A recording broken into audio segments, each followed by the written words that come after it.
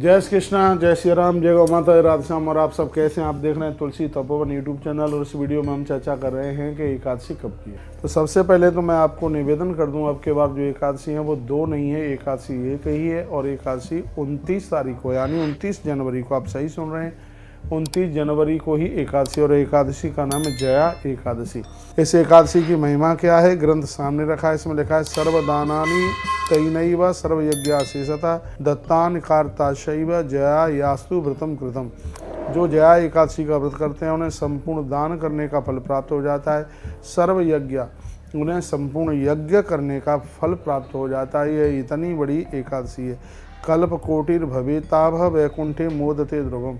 जया एकादशी का व्रत करने वाले भक्त लोग करोड़ों वर्षों तक, कल्पों तक भगवान नारायण के चरणों में रहते हैं। पठना श्रवणाद राजन अग्नि योष्ट फलम लभेत। जो भी कोई जया एकादशी की कथा को सुनते हैं तो कहते हैं कि उनको अग्निष्ट फल, उनके लिए कहा गया है कि उनके लिए अग्निष्टो फल, यज्ञ करने का फल उन्हें प्राप्त होता है। अग्निष्ट यज्ञ करने का फल उन्हें प्राप्त होता है। इतनी बड़ी महिमा भैया इस एकादशी की।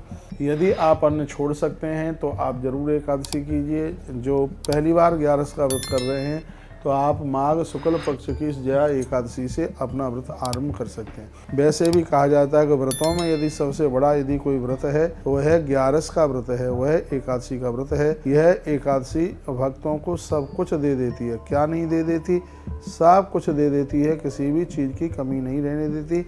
यह इस एकादशी की इतनी बड़ी महिमा है। कहते हैं कि वासुदेव प्रसादेन जयायास्तु व्रतेन च पिशाचत्वं गतम स्वामी तव भक्तिम प्रभावतः है। इसके द्वारा, जया एकादशी के द्वारा एक पिशाच की मुक्ति हो गई। वो मैं व्रत कथा आपको जया एकादशी की व्रत कथा सुनाऊंगा तो उसमें ये मैं विस्तार पूर्वक मैं बोलूँगा। अभी मैं ये कहूँगा कि जो जया एकादशी का व्रत करते हैं, यदि किसी के पूर्वज प्रेत योनि में पहुँच गए हैं तो वह मुक्त हो जाते हैं। यह इतना बड़ा प्रभाव जया एकादशी का है। आप 11 का व्रत करते रहिएगा। 29 जनवरी को ये एकादशी है। और जया एकादशी के उद्यापन के लिए बहुत बढ़िया है। और मैंने पूर्व में भी बोला है कि एकादशी के उद्यापन के लिए कार्तिक का महीना, अगैन का महीना, माघ का महीना और बैसाख का महीना बहुत ज़्यादा विशेष माना गया है। इसलिए गौतीर्थ तुलसी तपोवन गौशाला में 29 तारीख को 11 का उद्यापन होने के लिए जा रहा है। 2 दिन का उद्यापन 2 दिन में पूरा होता है, एकादशी और द्वादशी में पूरा होता है। तो 29 और 30 का यह कार्यक्रम है। जो लोग आ सकते हैं आप सीधा वृंदावन पधारिएगा। बहुत अद्भुत छठा है गौशाला में और एकादशी का बड़ा अद्भुत उद्यापन होने के लिए जा रहा है। हर वर्ष होता है, इस वर्ष भी हो रहा है। तो आइए, 100 बातों की बात एक ही है कि एकादशी अब के 29 तारीख को ही और एक ही एकादशी है।